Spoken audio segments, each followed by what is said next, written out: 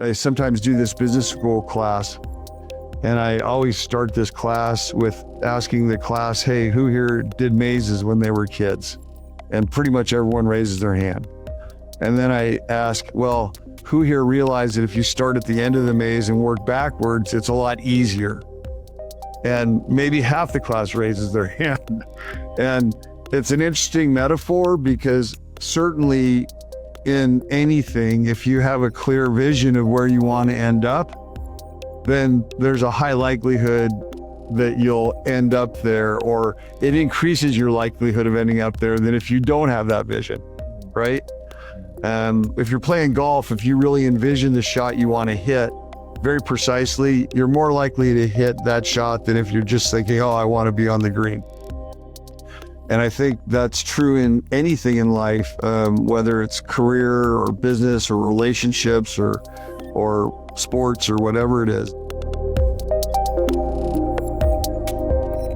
Hi, I'm Brian Wish, and welcome back to the One Away Show. Today's guest is Dan Lubeck, founder and managing partner of Solus Capital Partners.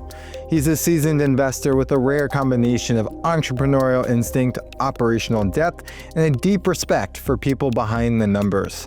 We talk about the philosophy of partnership, why great leadership is a non-negotiable, and how Solus supports founders by aligning incentives, building structure, and growing companies with deep intention. Dan also shares personal stories about Garden DJL, the role of gratitude, and what it really means to maximize your return on time. So let's dive in.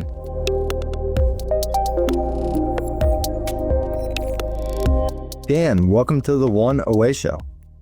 Thank you. Good to be here. Great to have you here. So I've loved getting to know you the last few years and all of our delightful chats. And so I'm can't wait to ask you, what is your one away moment that you want to share with us today? It wasn't a moment, but it was I'd say a period of time early in my career that changed my direction and trajectory. I had gone to law school with the intention of being a real estate investor. And while I think that's a wonderful wealth creation vehicle for many reasons, what happened is I was a first year lawyer at Paul Hastings, downtown LA, and realized very quickly that there was a lot of unhappiness. In fact, pretty much everyone seemed unhappy and unfriendly, but there were a few exceptions, and the exceptions, come to find out, were the rainmakers, the men and women that developed a lot of clients and a lot of business for the firm. And so as a first year lawyer, I decided I needed to be one of those folks.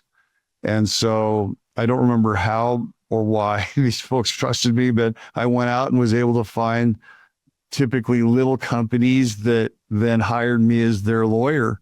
And I was always so in awe of entrepreneurs and business leaders. And so I started to become a resource for these people that were trying to build companies.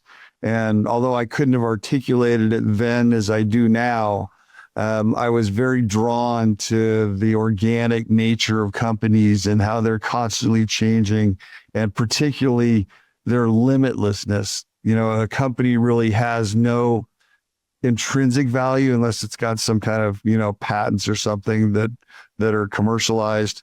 So it can go to zero, but on the flip side, a company can grow to billions. And unlike real estate, which, a piece of dirt has an intrinsic value, I think the limitlessness and the organic nature was very, very attractive to me. I just found it amazing and exciting. And although again, it was more instinctive then, and now it's a fundamental thesis for us. But what I realized very quickly and believe to this day is the key factor in how a company evolves and how successful it is the leadership. And so that was a moment or a time period that really changed my whole trajectory, what I thought I was going to do. And from that period on, I really viewed myself in some way as wanting to be part of and supporting business leaders in realizing their potential and making their dreams come true. I mean, I love you kind of talking about what kind of led you to kind of how you thought about wealth creation, how you thought, getting the read on lawyers, basically saying, hey, there's a bunch of unhappy people. Hey, there's a bunch of rainmakers. What are they doing right? Then to entrepreneurs, the realization real estate investing can only be, it maybe isn't as limitless as a company can be. And totally understand the through line here, Dan. So my question for you is, you said something early, you said wealth creation. You're in a very interesting kind of growth investing space. We can talk about it. Why do you care about wealth creation in general? And were there any childhood influences or things that you saw growing up that became so important to you at an earlier stage in life?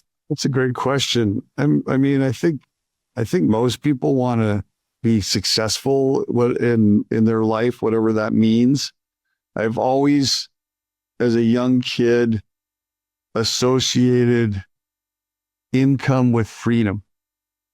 So, for example, my father was an amazing guy and paid for my college, but I didn't really want to. I worked during college, not because I had to, but because I didn't want to ask him for additional support, because I felt like if I did, then it limited my freedom. So I've always associated, I don't know why particularly, well, I do know why, from a very young age. I always worked and made money and enabled me to buy the things I wanted to buy and to a large extent do the things I want to do. So from a very young age, I associated, having some wealth, whatever that meant at the time, with the ability to have freedom of choice. And by the way, that hasn't changed. Yeah.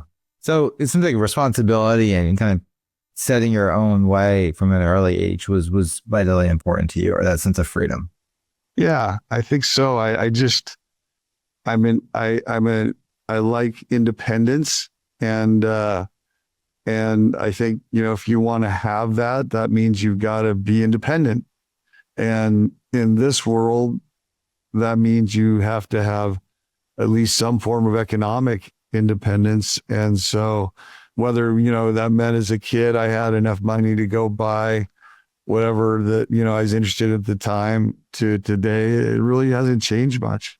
So yeah, I think freedom of choice, opportunity, those are the true rewards of wealth, not the wealth itself. Wealth accumulation for the purpose of wealth accumulation, I've seen lead to a lot of unhappiness. So if wealth isn't making someone happy, then it's a different aspiration than mine. No, it's like it's rooted in a good set of principles and philosophies for how you lead lead your life. When you were, just out of curiosity, Dan, and I've always loved our chats and the depth of them, but when you were younger and you were thinking about freedom and kind of having control of your life and the path that you go down, and obviously the model of where you are now is transition to that wealth creation vehicle, but how were you thinking back then though about that, like how you were going to arrive at that place?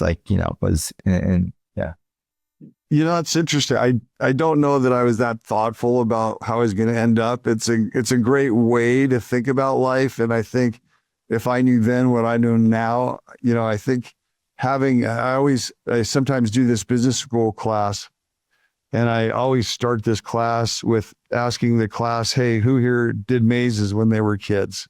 And pretty much everyone raises their hand.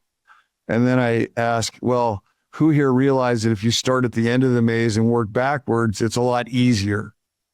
And maybe half the class raises their hand. And it's an interesting metaphor, because certainly in anything, if you have a clear vision of where you want to end up, then there's a high likelihood that you'll end up there, or it increases your likelihood of ending up there than if you don't have that vision, right? Yeah. If you're playing golf, if you really envision the shot you want to hit very precisely, you're more likely to hit that shot than if you're just thinking, oh, I want to be on the green. And I think that's true in anything in life, whether it's career or business or relationships or sports or whatever it is. And so I think as a kid, it was, my vision wasn't nearly that strategic or clear, but I I had a vision of a life where I had freedom of choice. And and I think as a kid that meant to me that, I'd be able to live the life I wanted. I'd be able to have the dreams that I have. Again, as a kid, I didn't dream of having a family, but certainly as I got older, I did. And then be able to do the things that I love with the people I love. And so, yeah. No, that's awesome. I didn't realize Professor Lubeck was there's a class for this. Where does one show up? I get invited every year to this business school. It's like an executive. For business schools, but it's an elective course that this one guy, amazing guy, that's a friend of mine, puts on, and so I do that every year. And then occasionally I come and lecture at business schools. If I ever do it again, I'll let you know. But I think our conversations are a lot more interesting than one of those lectures. But there's hopefully some important pearls of wisdom that people take away. Yeah, I mean, there's few classes that I'd go for a front row seat, but if you were teaching, I'd go to the front. So. I'd never sit in the front row, but if you were there, that'd be great. Great, an inspiration for me. No. All right. So, Dan, I appreciate you kind of sharing the journey for kind of how you were, what drove you and Desire for Freedom, wealth creation. You've ended up, I love how you talk about your work and how grateful you are and the people you get to serve. I mean, similar to what you were talking about working with entrepreneurs, when you were a lawyer and serving their vision and the limitless potential. How did you arrive at Solus and building, you get the firm that you have? Like what led to that is what I'm asking. So I started as a lawyer. I was able to get some clients. I also became, there was and this is, I don't know if this is a good or bad aspect of my personality, but I love games and game theory. And so I always viewed school as a game. And the game, and again, this is another theme actually, now that I think about it, that's run through my life, which is the value of time. So my game in school, again, I'm not particularly proud of this, but it's just a real aspect of my personality, was the game was to get the best grades with the minimum investment of time, but do it honestly. I mean, not cheating. And so that was school. But then when you start a career, then what's the game? The game is to win, to succeed, to be better than your peers.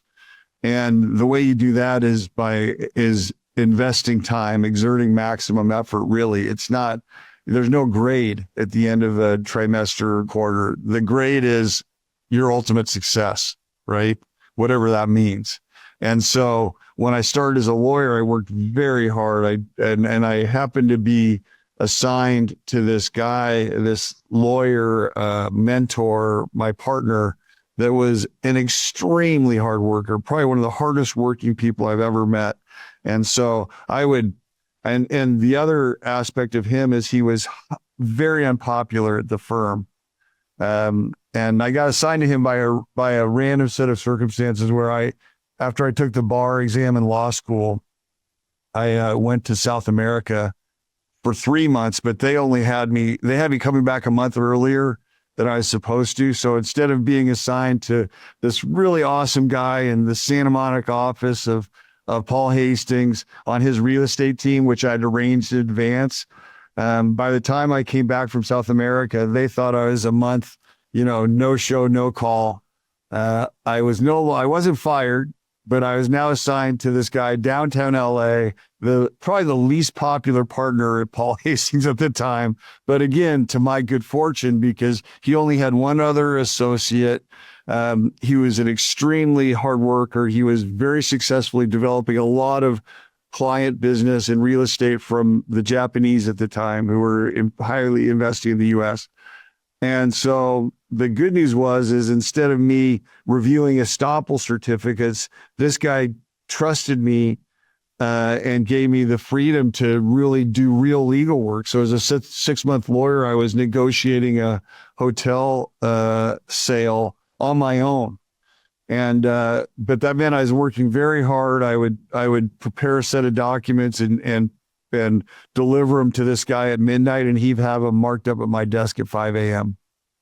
And at 5 a.m., when I was coming back to the office, I would always run into this guy who was the 13th lawyer, Paul Hastings. His name was Joel McIntyre. He'd been there just under 30 years at the time. He had the corner office next to my little office. And so I got to meet Joel just in the hallway, in the bathroom. I'd hear him through my office wall saying super funny things. And we became friends.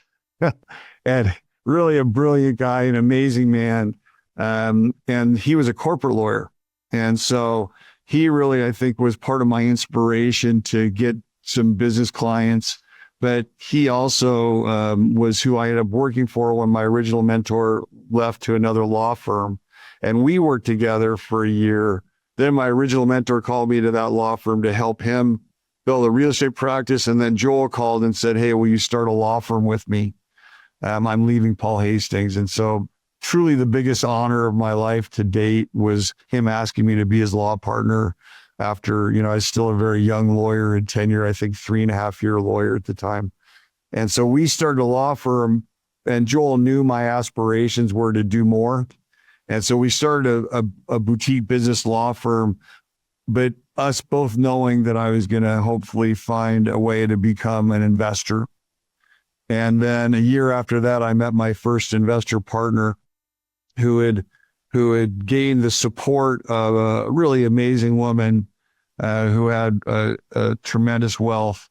And she said, yeah, I'll back you in investing in private companies. And so he was looking for companies, and I was going to be his lawyer. And he started, showing me opportunities, and we'd look at them together. And I really wanted him to just do a great investment right out of the gate. And ultimately, I actually helped him find that first investment. And then after that, we became partners for 7 years. And it was a wonderful partnership. I, to this day, am grateful for him giving me sort of a lifeline from being a lawyer to being an investor.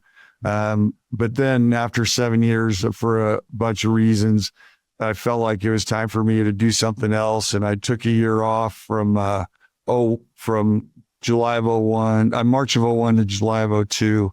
And then founded Solus in July of 02. Wow. And then Solus made its first investment in July of 03. Wow. Incredible. So something that isn't clear from the outset, at least to me, that I'd love to more context on is Joel sees a lot in you. You were 5 a.m. at the office, learned, to work hard. I mean, since you were always a hard worker. You go and start with him 7 years, and then he was investing like always at the forefront, or was it after you were working with enough entrepreneurs, you were like, I want some of the upside and what I'm helping them with? Like, where did that come to fruition of, I want to have a deeper role in these companies? I wasn't thinking, I want to be an investor because then I'll make money. It was, I want to help build these companies because I think if I do that well, then it'll ultimately serve my dream of creating wealth. But the end game for me is actually never wealth creation. It's just value creation. And if you do that right and you're sharing it, then, it works for everybody. When you think about value creation at Solus now, right? You've been at it since 01 or 02. Congrats. Actually, I've been at it since the early 90s. Because we were doing the same thing. I did the same thing with my first partner, John, that Solus does today. So it's been a long run. Got it. Okay. So we're let's say 30 years in. Yikes. You look, we couldn't tell. But let's talk about the value creation aspect of this. When you're thinking about investments, when you're thinking about companies you're working with, like what are your principles how do you think about value creation? You invest in a company and taking it to the next step. Like what are the levers in which you're looking at and ensuring are in place to drive a company to the next stage of maturity? So our fundamental principle is that the key aspect that correlates most highly to success is leadership, the quality of the leadership of an organization. So if you get that right in an investment, more often than not, you're going to have a good outcome, super high correlation to good outcomes with good leadership. Similarly, there's a super high correlation to bad outcomes with bad leadership. And so, if you get that bet wrong, then there's certainly going to be a lot of work and a much higher likelihood of a poor outcome. So that's number one. Get the leadership piece right. And then number two, I would say, you obviously want to look at the fundamentals of an investment, because you make a bunch of assumptions when you go into an investment. It doesn't matter how much diligence you do, that's still always founded on some fundamental precepts. I think that any decision, if you break it down to the fundamentals, it really helps to simplify the decision-making, and then be very honest about how you're looking at those fundamentals. And if you get those right, then that also can be a great determinant of how well an investment's going to turn out. If you miss on a fundamental, very high correlation to not the outcome that you expected. However, if you have great leadership, sometimes then they're able to pivot and still create a great outcome, right? So that's why leadership is number one. And then I'd say number three is structurally, and this drives how we invest also. You want to develop structures where there's as close to perfect alignment of interests between the stakeholders and the investors, and then the leaders of the organization. So, we do that as methodically as we can, but at the end of the day, the best way to do that is make sure everyone is an owner, and then you've aligned interests, as closely as you can, and that, we believe, helps clarify decision making, align interests, and ideally eliminate conflict, so you can take all the time and energy that would be invested in conflict and invested in value creation. When you say everyone an owner, are you saying profit sharing for the whole company, or just like the key stakeholders that are leading? Something. It can be profit sharing, it could be equity plans, it can be, most of our investments are partnerships.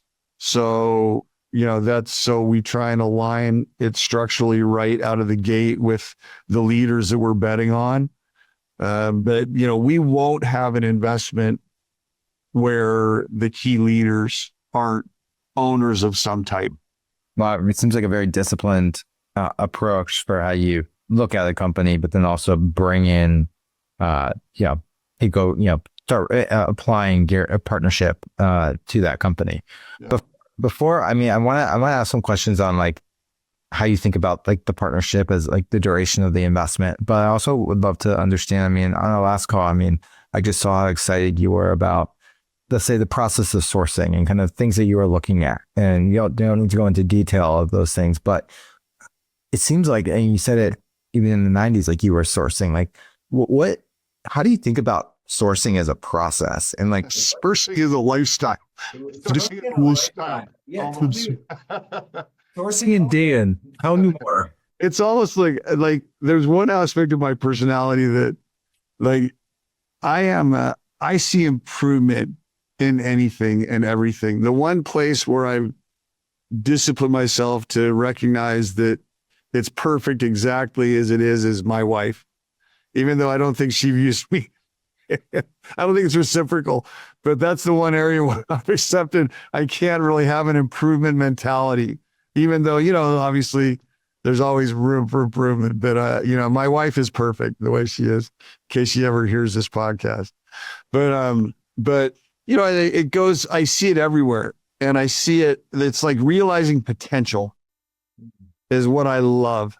and it's in anything. Like my wife and I do invest in real estate, and there's an artistic aspect of real estate that I think is amazing. And you could take something that's not beautiful and make it beautiful, and it creates value.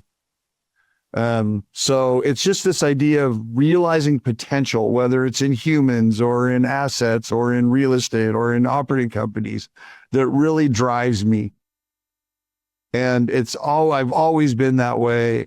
I love it. It's fun. But it's something that, I've learned how to, if I can, just turn it off sometimes, because you can't always be improving everything. Sometimes you just got to live in something and accept its beauty the way it is. But so that's sort of an underlying theme. I was so enthralled or engaged in your answer that I almost. Oh yeah, we're talking about sourcing. Yeah, sourcing. Yes. It's the wife is perfect, but so for sourcing, it's really just eyes wide open as to where that next opportunity is going to come from, and most of them come from people we know or people that know us. That we have a lot of inbound calls from people because of our partnering model, which is not common. It's not a common model, so we're very fortunate. That's a whole, if you want to talk about marketing for us as an investment firm, we learned something really important, and, recognize, it's good to recognize your strengths and your weaknesses. And one of my weaknesses is I'm not a natural marketing person. I've learned through life from some pretty magnificent failures how important marketing is. And so I really value it. I appreciate it. It's probably one of the reasons I think you're such an amazing guy, is I think you have that gift. And it's that gift of, how do you motivate people to action, right? And so our marketing, in part, this idea of partnering is a marketing tool, and we learned it. I was on a panel once with by one of the other great marketing people I've met in my life, and I put you up there with them. And this guy made a statement. He said, in order to have an effective marketing message, you have to be brave enough to not try to be all things to all people. I don't know if you agree with that. I do. But it really resonated with me at the time. And I left that, and this was, probably 20 years ago. And I left that thinking, okay, well, how does that apply to us? And I thought, well, what are we really uniquely great at? And the answer was partnering investments. And it was the genesis of that whole mindset and that whole way of talking about ourselves. Even though, of course, we can buy 100% of a company. There's no difference. In fact, it's probably easier. But this idea of finding great leaders, figuring out what's really important to them, building a structure that aligns our interests and their interests based upon those things that are important to them, and align them with the things that are important to us, and then having clarity on that, and then, doing the investment and setting about accomplishing those things we've talked about in advance.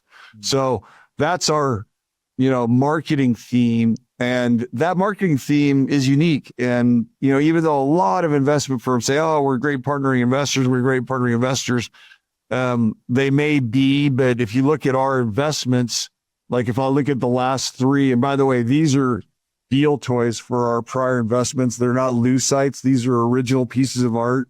Like those three folks in the front. I don't know if I ever showed these. Those three folks in the front are the three founders of this company called URI. And that was a partnering investment. Wow.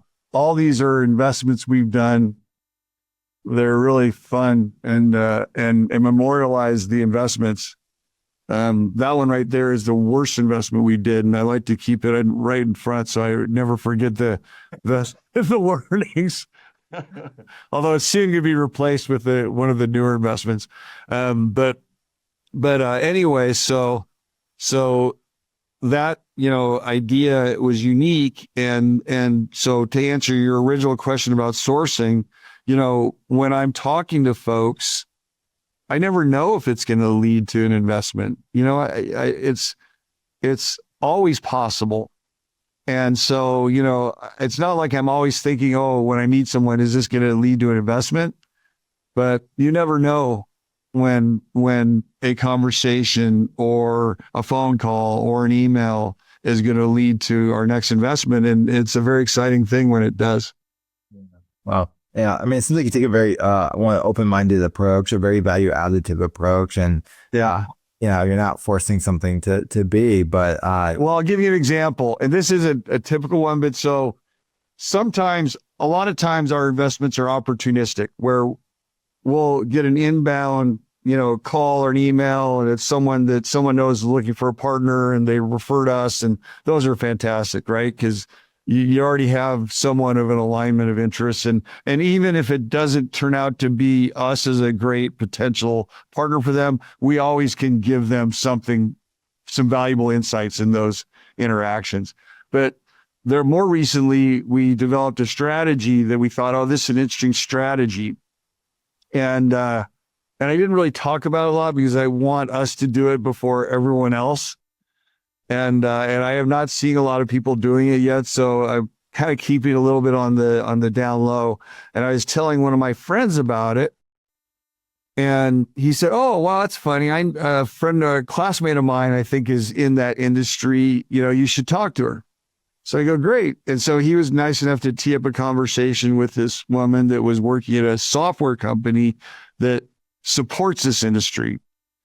And so I was talking to her, really nice person, super smart, telling her what we were thinking about doing. She goes, oh my gosh. And she's in Texas. I'm in California. She goes, oh my gosh, one of my clients is this guy that used to be my coach. And he's got a company that's kind of like the ones you're looking at. You should talk to him. So I said, great, love it. So she introduced me to him, and great guy, amazing guy who's in the process of building a company that's in the space that we're looking at. And, we met on Zoom first, and then we met in person. And just this guy, just checks the box for the kind of leaders that we look for. And his company's interesting. And I just got off a call with him this morning. I don't know if it's our fourth or fifth call. And, we've spent a lot of time, talking about what he's doing and our idea of what could be done. And that may lead to our next investment. So you're excited, clearly. I'm excited for you. I'm excited. It's our work piece that goes up because of this as well. Yeah. But on that, so I want to dive into this a little bit, right? So it seems like you've mastered, in a way, the art of sourcing. It's a lifestyle. You're talking about how you're doing it, but let's say you put that check in, and you're kind of hinting at this partnering model in certain ways, but define that for make that tangible. And you talk about your partnering model at Solus. Okay, what is it? So it's how a marriage is both a love relationship and an economic relationship.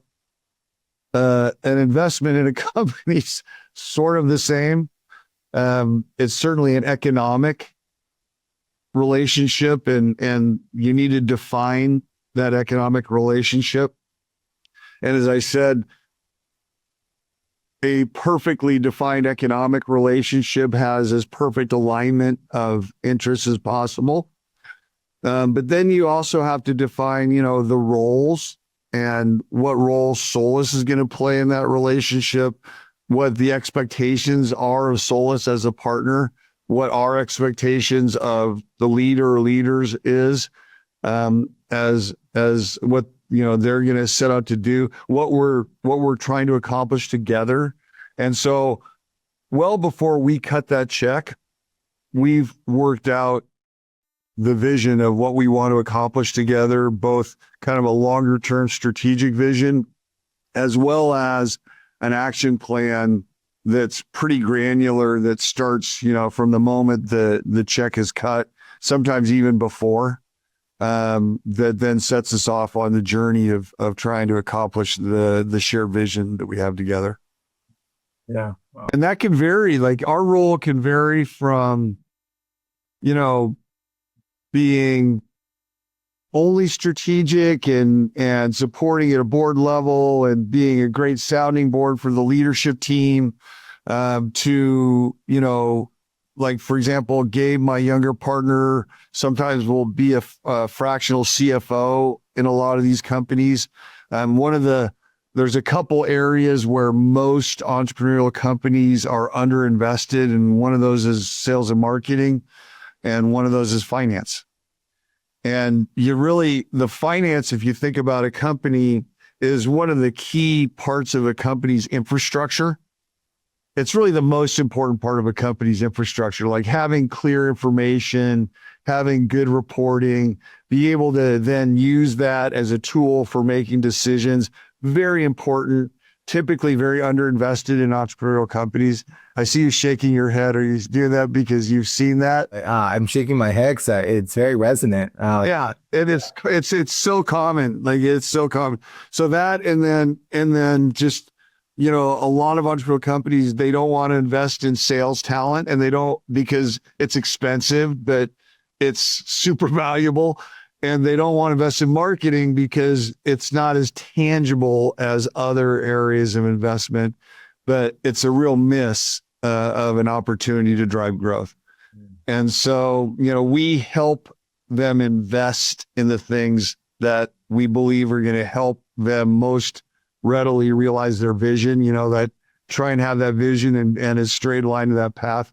We also help them evolve as leaders, primarily by looking at how they invest their time.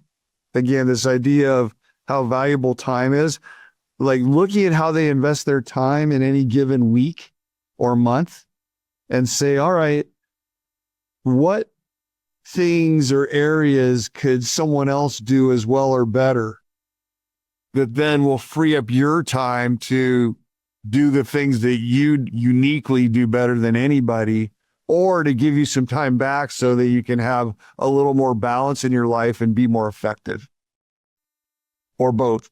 Yeah. It's like you take a development level approach at the personal side, on the personal side of like. No question. It's absolutely, it's like, look, what it's like to grow a company. You're growing one, right? It's very hard to be in the trenches and out of the trenches at the same time. And most people are by nature either very strategic or very tactical.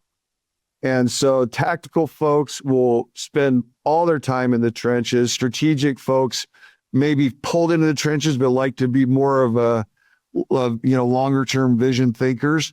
And anyone can be better at the other. And so if you recognize which one you're at, then you can say, all right, I need to bolster the other side.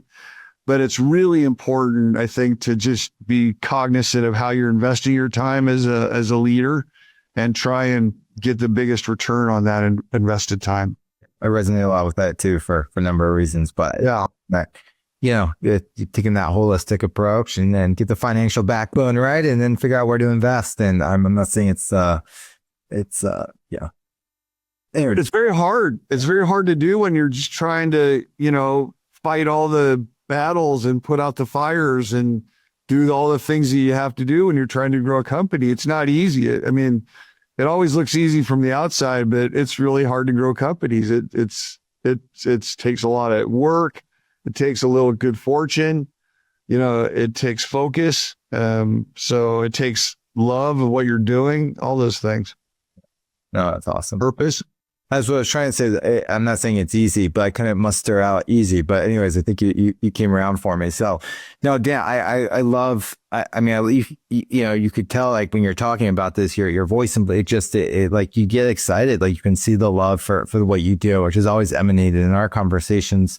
One of the things too, Dan, that I've always enjoyed about our chats is like the depth and substance you bring. And one of our recent chats, you told me about Garden DJL, your famous Instagram handle that you have. Tell us about the inspiration. I'm not sure it's really worthy of disgusting. It's still it's still, and probably always will be, in its infancy. But I just tried to figure out how to a format to share some of the things that I've learned.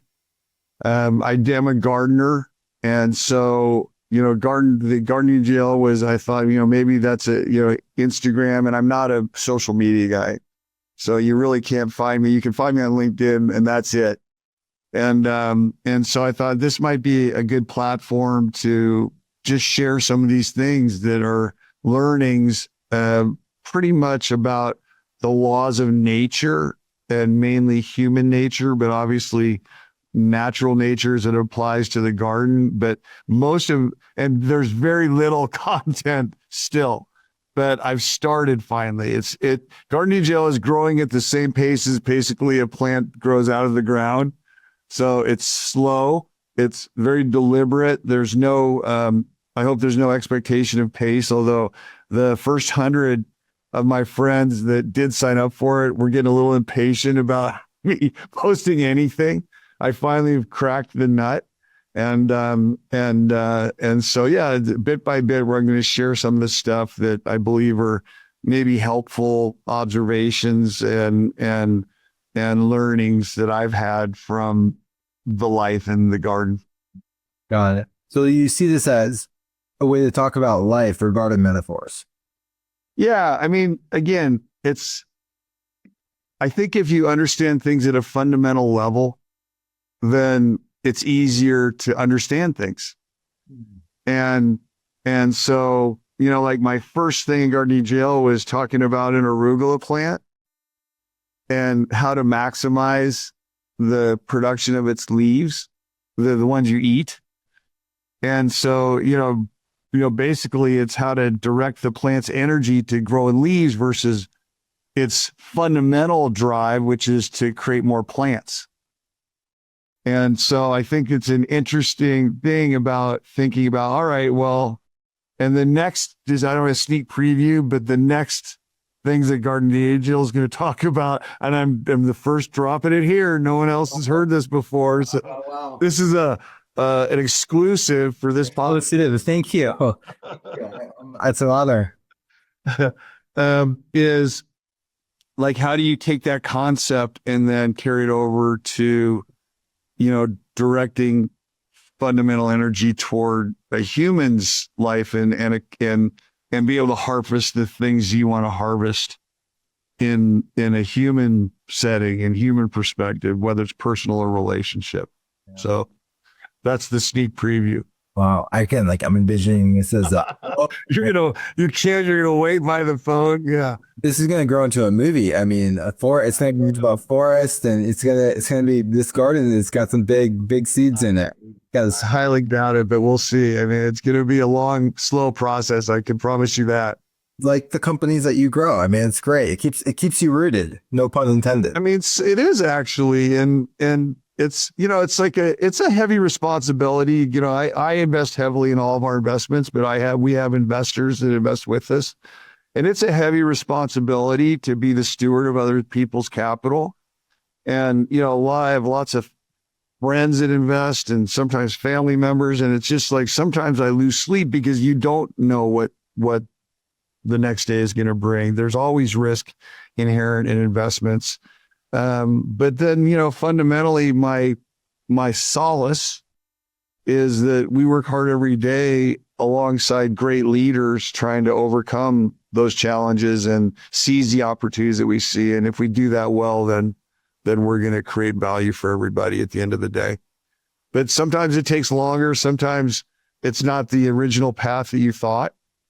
And so it's fascinating. Sometimes I lose, I wake up in the middle of the night thinking about it and then, maybe scribble down some notes and go back to sleep and then, look at those the next morning and get back to work. Love it.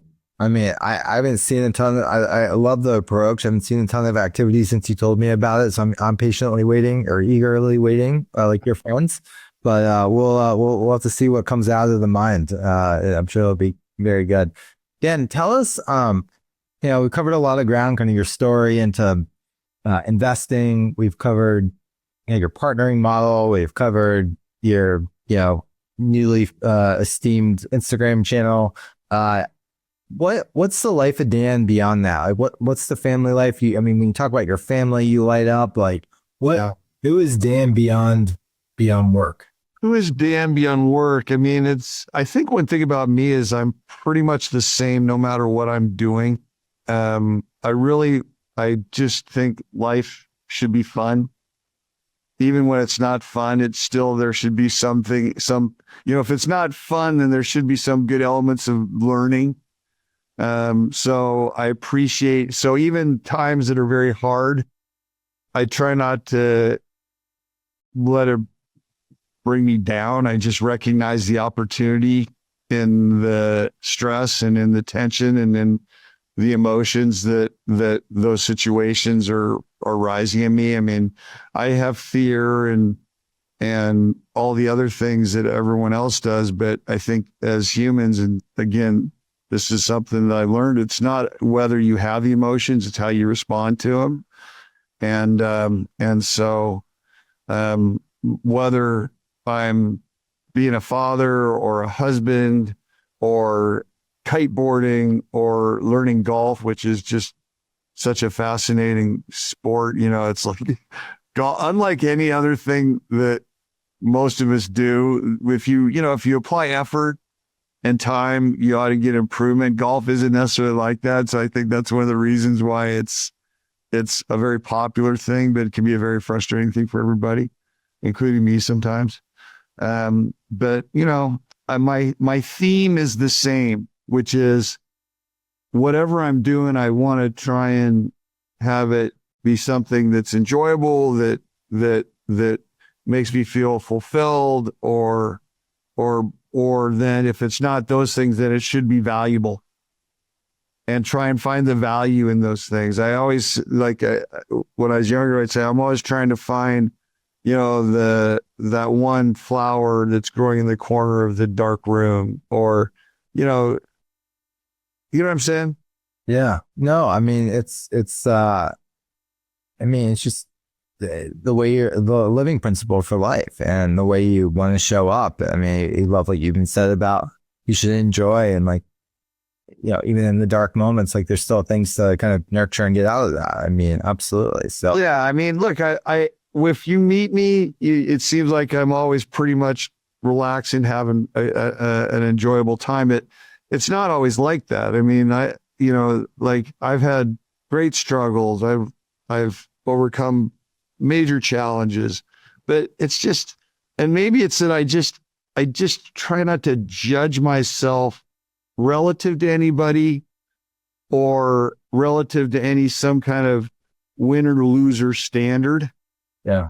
I try and judge myself by how I'm showing up every day, and whether I'm doing the stuff that I feel I need to do or that's important relative to life.